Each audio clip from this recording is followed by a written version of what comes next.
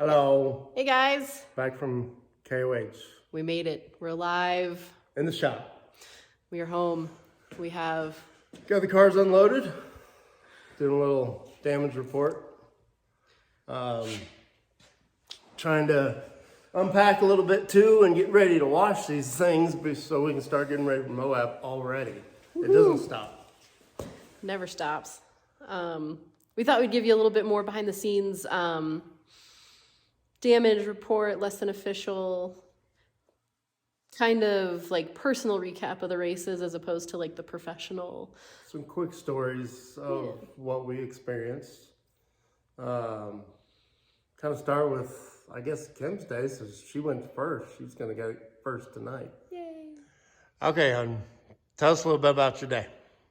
Well, it started really good. We had a plan to be back to Maine by 11 a.m. So that gave me, I was actually aiming for 11:30. Gave myself 3 hours for lap 1. And we were beating that time quite extensively. We were actually on track to be back in Maine by 11.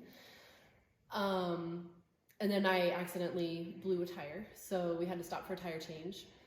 Which tire did you blow? Passenger front. Yeah, which tire do you always blow? Passenger front. Yeah. I can't keep that tire on the car. That one sticks way out from all the other car tires. It's in a different spot. It's in a different spot. It moves. Yeah. No, we were having a really good lap 1. That just took a few minutes out. We got it changed. I was going to try to pee, so it's actually really funny because Levi Shirley, who started in the back, apparently caught up to us at that point, so I was about to have my fire suit off, and here comes Levi Shirley, so that kind of ruined my plan. That was what? Race mile, 35-ish or later? It was almost, it was in the 50s because we had turned the corner, I think. We were in a canyon coming. It was a really rocky canyon. Yeah. And what did your co-driver tell you right as you got in that canyon? Don't hit your passenger tire. I'd rather you go slow and not change a tire than bust a tire, and we still blew a tire. Yeah, literally words right out of your mouth, so that was your fault. Anywho. So yeah, we made it, but then by the time we made it back to pit 1, we noticed that our passenger front was moving more than it should have. So well, but also when we changed that tire, I noticed when I threw the new tire up on the wheel, I noticed that the hub kind of moved with the tire, and so that wasn't right. Yeah, that was bad news. So our pit crew at pit 1. So we had to stop at pit 1 on the way back out. Yeah, to pick up a new tire. So they actually checked it for us and confirmed that yes, the kingpin had come loose. So it was at pit 1 that they stuck the washers in there? No, that was Maine.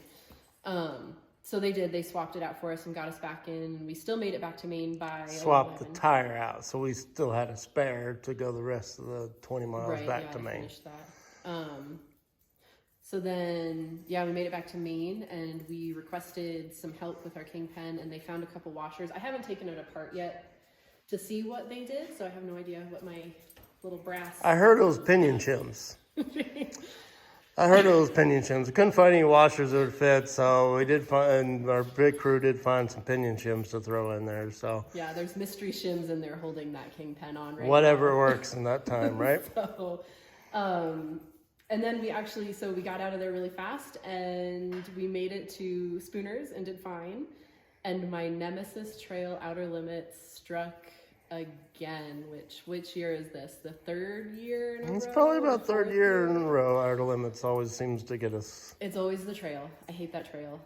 Anybody who briefly knows our history knows that we have rolled in outer limits and it's taken us out of the race. We have broken a rear spindle. Right before outer limits, and it took us out of the race. What else? We had another problem in outer limits, and then, so this year you pull up to a rock. What were we doing? We were making a pass. We were making a pass, that's right.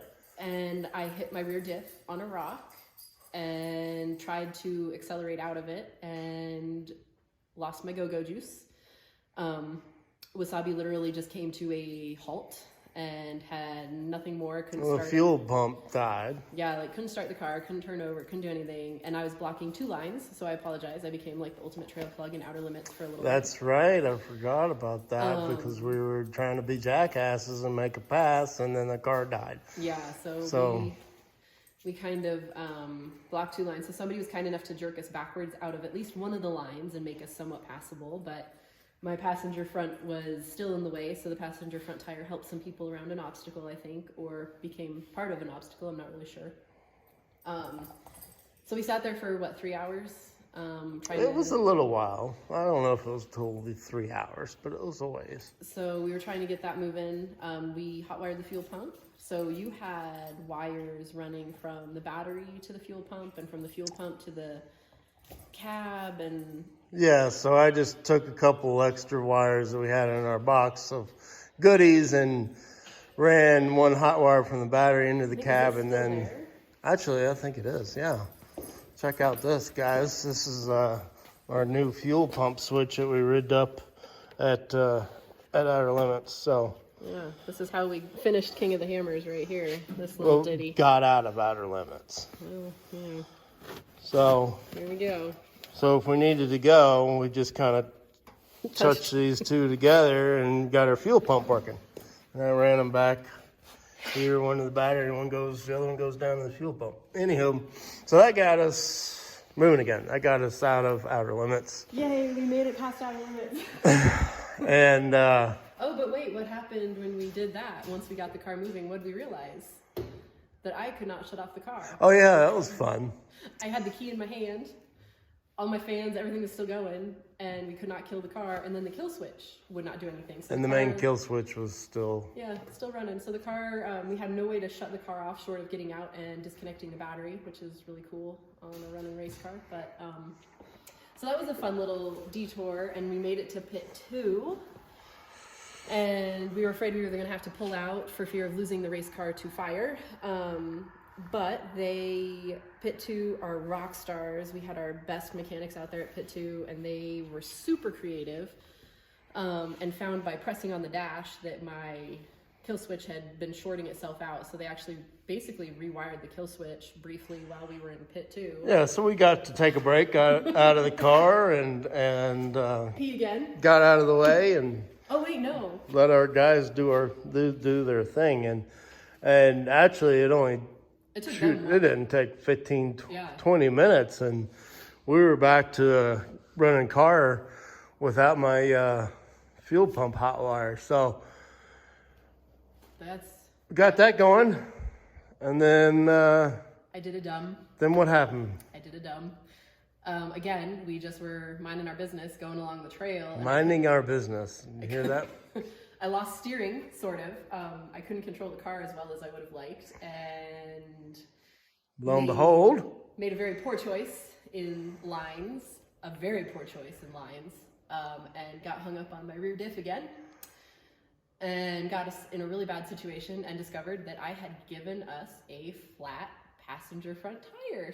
Somehow. That darn tire's sticking out again. So that was the one time we did have to pull cable. I forgot about that.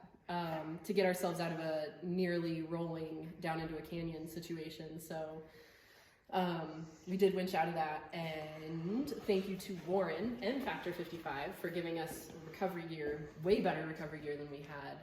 That saved our butts this time. Like without that, we wouldn't have made it out. We thought our race was over at that point, and then our Factor 55 extension rope came through and got us out of there.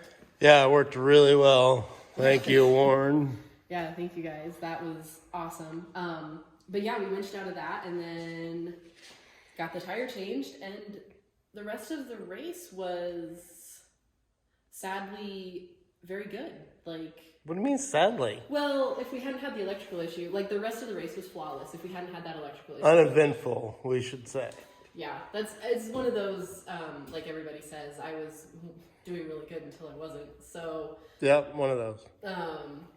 Made up a lot of time, but it was not, I was 6 minutes short. We made up a lot of time, but it wasn't quite enough. I missed it. Alan came up to us after we finished, and he wanted to be the one to tell me I missed an official finish by like 6 minutes, which in after all the problems and after you got on. Look at that. And you can't take my sticker. I don't care what anybody says. You can't have my sticker. What are you gonna do if they did? I'm gonna sock them right in the sock them right in the face. No, you can't take my sticker because I know it's not an official KOH finish. Unofficially, we finished 37th, I think, or 36th. I think it was 37th. Unofficially, we were technically the 37th car to cross the finish line. One of 6 vehicles that finished out of time. So 41 of us officially finished. Well, I shouldn't say officially. 41 people crossed the finish line. Only 35 of them were official. Of the 134 vehicles that started that race, I will consider, even just shy of finishing officially, I will consider it a finish and a win in my book, because all I've ever wanted, we have people driving down our ditch road, excuse me. All I've ever wanted was to drive across that stage, and unfortunately Miles didn't interview me, so Miles Hasselquist, I'm a little peeved with you that you weren't there to interview me, but all I ever wanted was to cross that stage and be interviewed by Miles and cross under the lights and get a finisher sticker. So here we are. We got most of that. We got most of it. It's not an official finish in the books, but it is good for me. I'm thrilled. I swore up and down that this was my last King of the Hammers, that I was never going back, that I was over it. But, man, so close. Might have to go back and try again. It's kind of like giving birth. Like everybody jokes, it's like giving birth. By the time it's over, you forget about how much it sucked, and you really just want to do it again. So. Oh my God. I think that's kind of where we're at. I kind of want to go back. I can't wait for the rest of the season. I can't wait to try some other stuff. We have a lot of damage on Wasabi that is unfortunately possibly going to sideline her for that's while. Not supposed to be like that. Yeah, this might be... Luna, stop.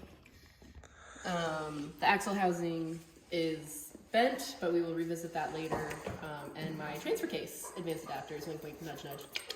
I really need a new one. So we will see how this progresses in the next few weeks. But yeah, that was my race. And thanks, guys, for all your support. And we love all of our partners and everybody who's out there cheering us on. And special shout out to Yukon for helping us figure out that my Kingpen was loose the first time.